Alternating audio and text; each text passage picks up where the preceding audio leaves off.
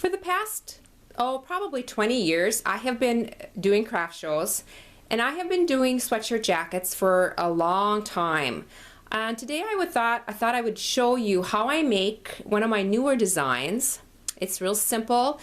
I use a pigment dyed sweatshirt, and so the pigment dyed sweatshirts have a lot of contrast between the inside and the outside. And I really like this for this particular jacket because a lot of the lapel shows.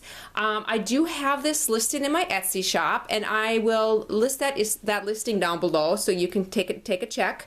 Other than that, I am going to be going through it step by step kind of quickly, but it's a super simple, easy jacket to make, and I hope you enjoy this. The first step in creating this sweatshirt jacket is to carefully cut off or remove the neckline ribbing, the bottom of the edge band ribbing, and also the cuffs. I've already removed the bottom band and the neckline and one of the cuffs. I do not throw any of these away. I do make different sweatshirt accessories, scarves, fingerless mittens, regular kind of mittens, flower pins, all sorts of different things. And I could make a video on those if you're interested. Just leave a comment if you are. So I do not throw these away, but I wanted to show you, I've got one more cuff to cut off, and just to kind of give you an idea on how I'm doing this, I cut just right at the edge, and I'm removing this little kind of ribbing, kind of a bump here. Every sweatshirt's a little bit different. And just carefully cutting this off. Simple as that. The next step would be to cut it up the middle, and I'm going to show you next how to do that. The next step on making this jacket is to cut the center of the front open. And I do a little bit of measuring on this, and then I also do a little bit of just eyeballing. I usually just eyeball the center collar part, and I make a little mark. And I use whatever works. This is just like a dull pencil. And then I also do a little mark right under the arms in the center. And this is about 23 inches across. So I'm going to mark it about 11 and a half here, and then another mark across the bottom edge. Now, if the bottom edge, once you cut the band, is a little uneven, you might need to do some trimming. This one is actually pretty good, so I think I can go with it just as it is. And then basically I'm just measuring, or just kind of lining up my little dots and drawing a line, a cutting line. And then I'm going to take my scissor and just cut along the line.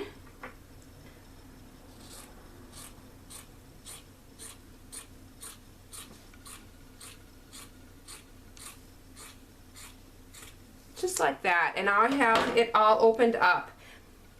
In this particular jacket, I do a black serged edge, and I actually serge the fronts.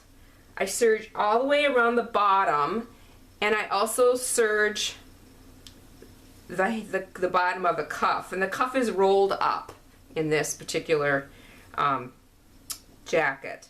So that's my next step. If you do not have a serger, my recommendation on that would be, I think what I would do is I would just edge stitch in black and leave a little bit of a raw edge. I think that, and just kind of leave it like a raw edge. I actually think that would look really sharp on here also. One thing with sweatshirt fleece, it does not unravel, so it's going to just kind of leave a nice little edge. So either way, I really love this particular brand. This is the Authentic Pigment. when you choose a sweatshirt, it's just kind of nice to have the inside of the sweatshirt to have a real contrast to the outside, so when you do flip it, it has that really neat look. So anyway, I'm going to take it to the serger, I'm going to get that done, and then I'll be back with the next step. I forgot to mention that sometimes the bottom of the cuffs, once you cut the cuff off, the bottom edge of the sleeve is just too big. And so what I do to remedy that is to actually take a little tuck in it towards the center of the sleeve, and take a little tuck towards the back edge of the sleeve. And just when I do my serging or my edge stitching, I just leave that little tuck in there with a pin, just to kind of mark that. And so when you roll the sleeve back, there's going to be just like a little tuck in there, and it kind of keeps it so it's not quite so baggy. So I'm going to be doing that on both these sleeves, just to kind of prevent that from being so big around at the bottom. I'm back from my serger, and I've serged all the way around the edges of my sweatshirt, and I have all the serger tails. That's one of the things when you serge, is you get these tails.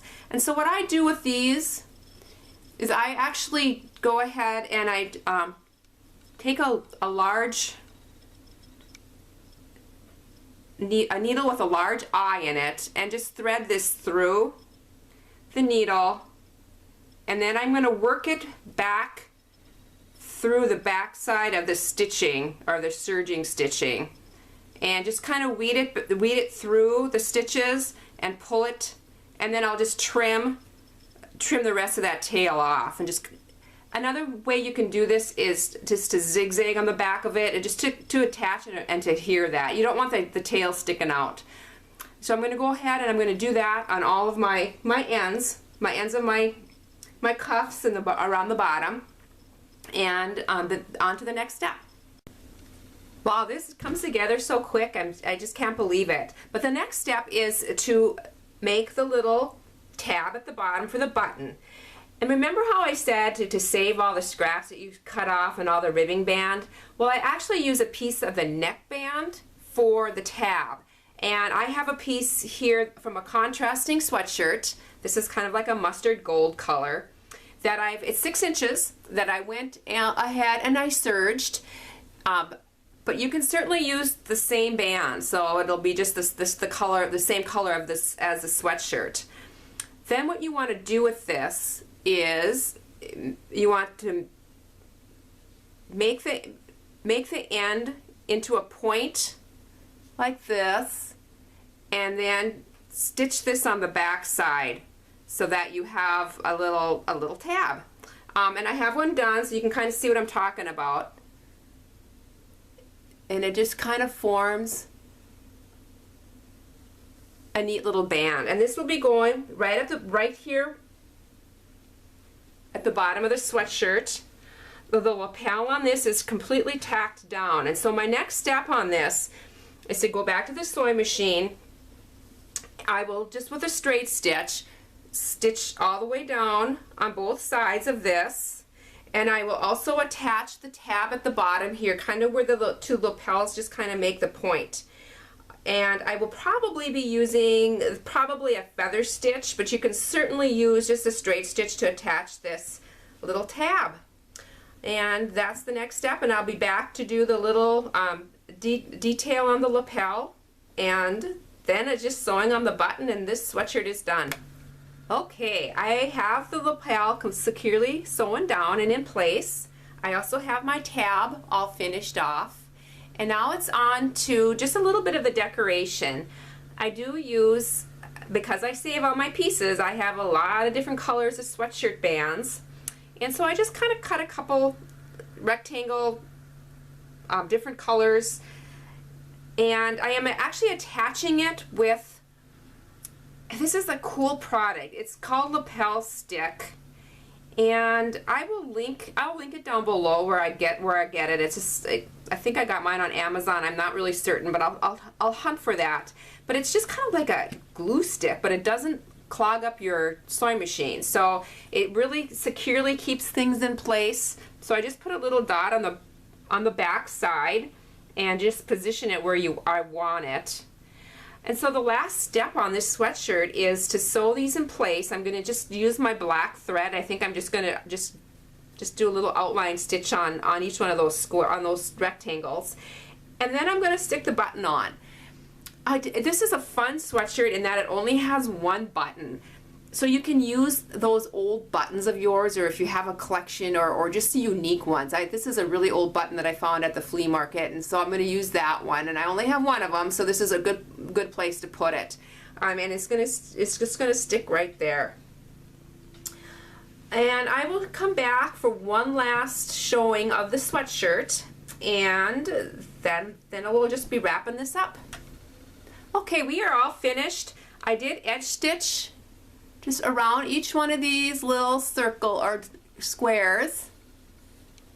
And that really finished it off nice, and I got the button sewn on. And so that's it. It was simple. It's really a versatile sweatshirt. You can wear it with jeans, or you can wear it with a skirt. So I hope you've enjoyed this. I hope you have a chance to share it with anybody who you think might be interested in it. And have a great day. Thanks for watching. Bye.